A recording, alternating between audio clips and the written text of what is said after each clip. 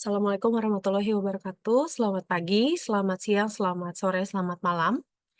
Pada kesempatan kali ini saya akan mencoba untuk memaparkan analisis fundamental laporan keuangan PT ABM Investama Tbk. Sebelumnya perkenalkan, nama saya Regita Ayudya Virginia dari kelas AK 401, Manajemen Mata Kuliah Manajemen Keuangan 1. Yang pertama kita akan bahas mengenai profil singkat dan manajemen dari PT ABM Investama Tbk. PT ABM Investama Tbk merupakan perusahaan terbuka sejak tahun 2011 dengan kode saham ABMM.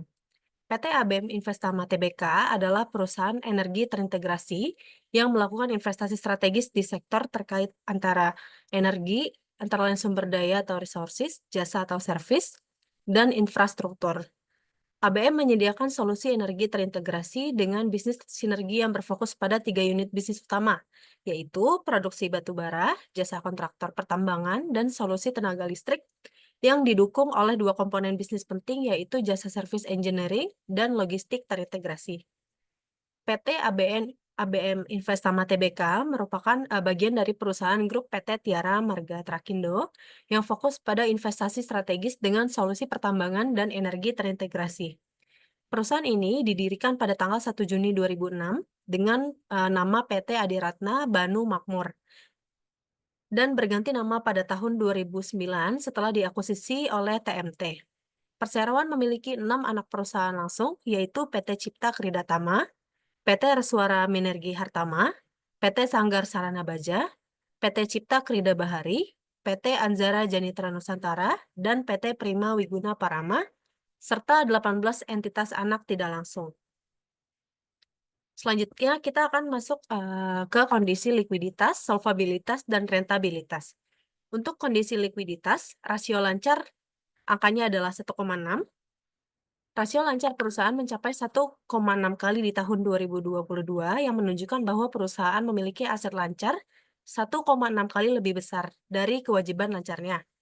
Hal ini berarti perusahaan memiliki kemampuan yang cukup untuk memenuhi kewajiban jangka pendeknya. Selanjutnya adalah quick ratio atau rasio cepat. Angkanya adalah 1,56 yang menunjukkan bahwa perusahaan memiliki aset yang mudah diuangkan, kas dan piutang lancar. 1,56 kali lebih besar dari kewajiban lancarnya. Hal ini menunjukkan kemampuan perusahaan untuk memenuhi kewajiban jangka pendeknya even without relying on inventory liquidation. Selanjutnya kita masuk ke kondisi solvabilitas perusahaan PT ABM Investama. Untuk debt to equity ratio, angkanya adalah 1,82, yang DER yang lebih tinggi juga berarti bahwa perusahaan lebih rentan terhadap kesulitan keuangan jika pendapatannya turun atau jika suku bunga naik. Hal ini karena perusahaan akan memiliki lebih banyak kesulitan untuk membayar kewajiban hutangnya. Selanjutnya adalah DAR atau debt to asset ratio, angkanya adalah 0,64, yang menunjukkan bahwa perusahaan memiliki hutang yang relatif kecil dibandingkan dengan total asetnya. Hal ini menunjukkan bahwa perusahaan memiliki kemampuan untuk memenuhi kewajibannya secara keseluruhan. Next, kita masuk ke kondisi rentabilitas. Untuk profit margin, angkanya adalah 20%. Profit margin 20% dianggap tinggi, menunjukkan bahwa perusahaan beroperasi secara efisien dan menguntungkan.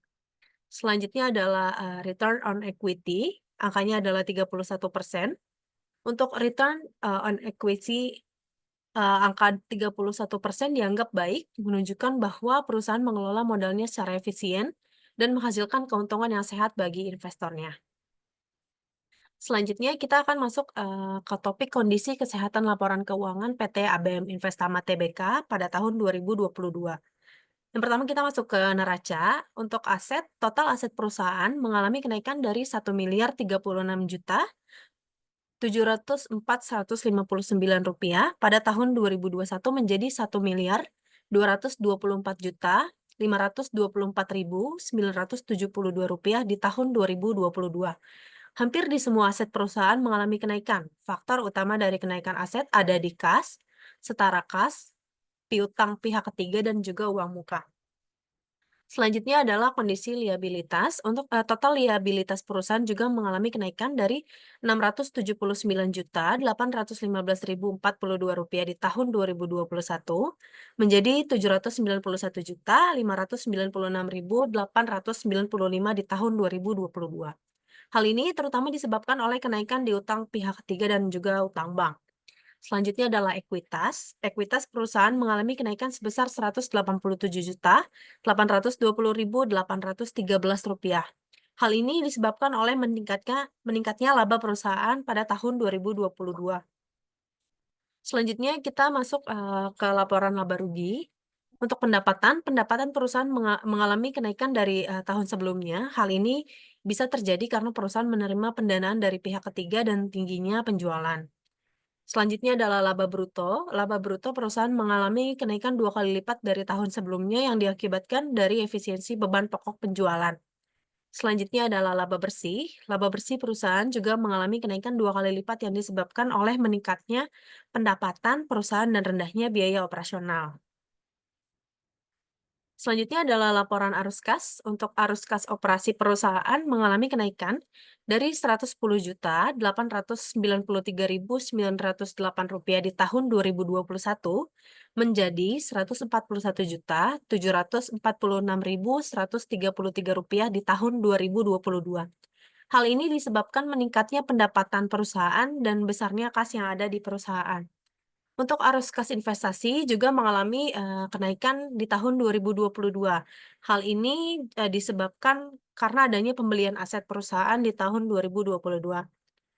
Selanjutnya adalah arus kas pendanaan. Arus kas pendanaan juga mengalami kenaikan hampir 2 kali lipat dibandingkan tahun sebelumnya. Hal ini disebabkan oleh peningkatan penerimaan pinjaman dan penurunan pembayaran utang.